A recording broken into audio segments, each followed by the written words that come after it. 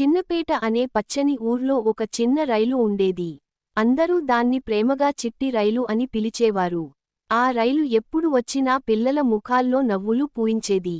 ఒక రోజు బుజ్జి, బాలు, పింకీ అనే ముగ్గురు పిల్లలు ఆ రైలులో ప్రయాణం చేయాలని నిర్ణయించుకున్నారు.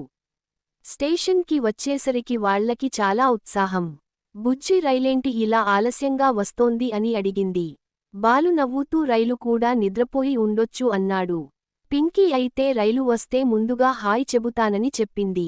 కొద్దిసేపటికి చిట్టి రైలు నెమ్మదిగా స్టేషన్లోకి వచ్చింది. అది ఆగగానే పిల్లలకు గాలి తాకినట్టు ఆనందం కలిగింది. వాళ్లు పరుగెత్తుకుంటూ రైలులోకి ఎక్కారు. లోపల చూసేసరికి ఒక కోతి సీట్లో కూర్చుని కిటికీ బయట చూస్తోంది. బాలు ఆశ్చర్యపోయి కోతిని చూస్తూ నిలబడిపోయాడు.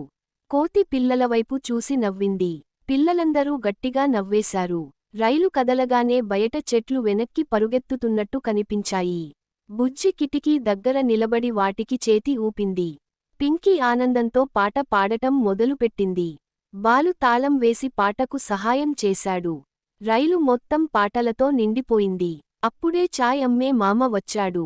కాని పిల్లలకు చాయ్ కాదు పాలు ఇచ్చాడు. పింకీ పాలు తాగుతూ మీసం వేసుకుంది. దాన్ని చూసి అందరూ నవ్వారు. కోతి కూడా చేతులతో చప్పట్లు కొట్టింది. కొంచెం దూరం వెళ్ళాక రైలు ఒక్కసారిగా ఆగిపోయింది. పిల్లలకు కాస్త భయం వేసింది. అప్పుడు చిట్టి రైలు మెల్లగా చెప్పింది, భయపడవద్దు, ట్రాక్ మీద తాబేలు నడుస్తోంది అని. తాబేలు నెమ్మదిగా వెళ్ళిపోగానే రైలు మళ్లీ కదిలింది. పిల్లలు ఊపిరి పీల్చుకుని నవ్వుకున్నారు. చివరికి రైలు గమ్యానికి చేరుకుంది. అమ్మమ్మ దిగుతూ పిల్లల్ని చూసి చిరునవ్వుతో ఆశీర్వదించింది. కోతి కూడా రైలు నుంచి దిగి చెట్లవైపు వెళ్ళిపోయింది. పిల్లలు చిట్టి రైలుకి చేతులు ఊపుతూ ధన్యవాదాలు చెప్పారు.